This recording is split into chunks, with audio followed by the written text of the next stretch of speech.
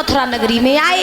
कंस ने वसुदेव का और बारात का बहुत स्वागत सम्मान किया और महाराज स्वागत सम्मान करके सुंदर सुंदर आसनों पर बारात को बैठा ला।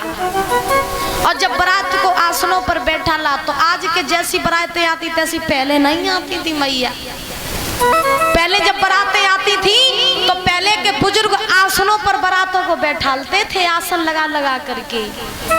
और आजकल तो समझ ही नहीं आता कि कब बारात आ जा तो कब चली जाते।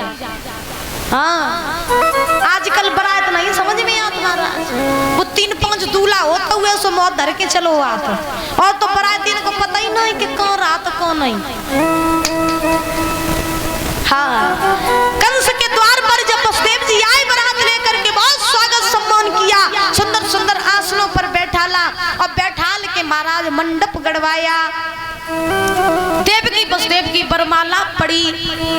जब देवकी वसुदेव की वरमाला पड़ी तो पढ़ने के बाद में ऐसे महाराज बड़े आनंद से वरमाला पढ़ रही है, बड़े आनंद से।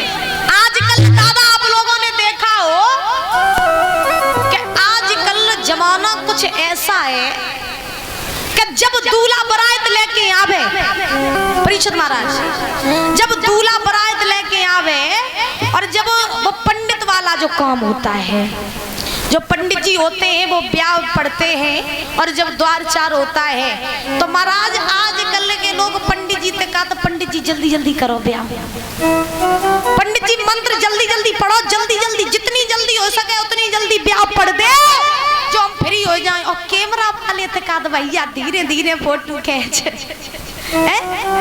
कैमरा वाले तो कहा भैया आराम आराम से फोटो खींचियो जो समझ नहीं आए जो भले वो फोटो खिंचवे में 2 दिन लग जाए। जब महाराज हुई खड़े रहे फोटो खिंचवाते रहे और पंडित जी तक कहिए पंडित जी जल्दी जल्दी ब्याह पढ़ो।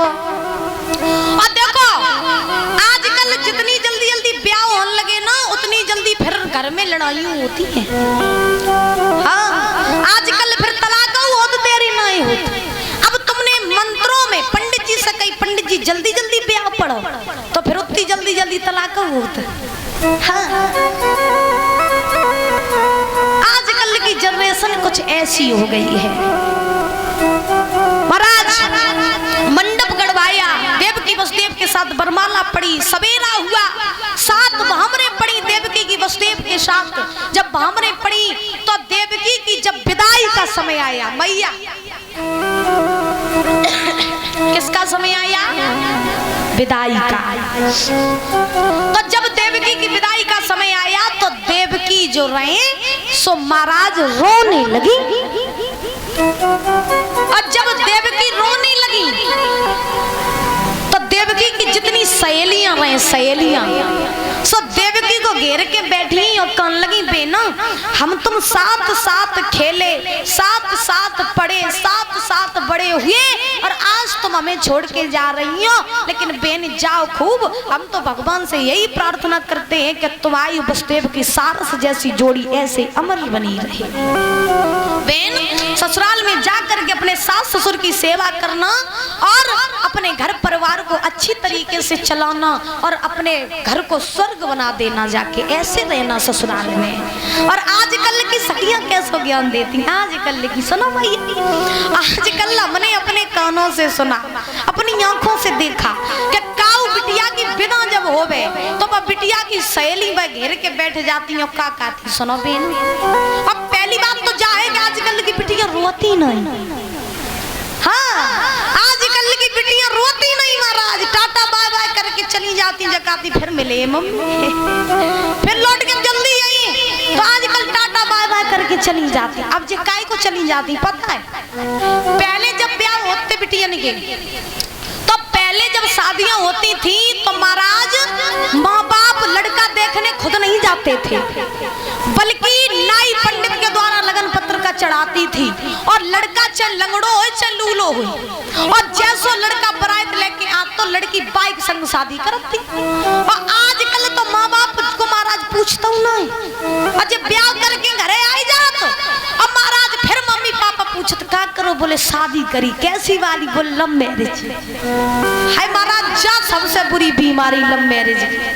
हाँ, माँ बाप को लोग पूछते नहीं है, जब घर आ जाते हैं तब तब कहते कि हमने शादी कर ली। तासो जी महाराज रोती नहीं, तासो जी रोती नहीं। अब अगर बाई चांस काऊ बिटिया की शादी हो रही हो, बाई चांस काऊ बिटिया की अगर माता पिता की मर्जी से शादी हो जाए तो बे 3-5 ने रोती हूँ महाराज, और तो कोई नहीं रोती। सो जब देवकी की सहेलियां विदा कर रही तो उसे अच्छा ज्ञान बता रही, लेकिन आजकल की जो सहेलियां विदा करती तो का कहती, सुनो बेना तुम जाए तो रही हो, लेकिन जाते ही जाते अगर तुम्हारी सास कछु कहे तुरंत न्यारो कर दियो, कोई जरूरत नहीं सास के संगे रह दे। देवरानी जिठानी कछु तुम तक कहे सुनियो काऊ कि नहीं, तुम फोन कर दियो हम बस तुरंत तुम्हें बुलवाई लिए, चिंता न करो तुम काऊ चीज की। हाँ ऐसे ऐसे ज्ञान बताती सो महाराज बेऊ। अब डरती तो है नहीं, घर वाले भी बच्चियों को सह देते हैं। सबसे बुरी बीमारी, सबसे ज्यादा घर वाले अपनी बेटी से कहते हैं कि तुम ससुराल जाओ तो बांध दबके मत रहना। अगर सास कछु कहे तो हम तो फोन कर दियो हम तुम्हें तुरंत लिवा लिए। मैया कहती लली डरावे वाली कोई बात नहीं, सास कछु कहे छुटिया पकड़ के तुरंत न्यारो। अब महाराज सास को न्यारो कर दो जा बाद में कहियो, बाद में अबे मत लड़ो, बाद में लड़े लिए। और इसी के बीच में भागवत कथा में दान आया है 200 रुपये संजय शर्मा सनोप ईश्वर चंद्र शर्मा।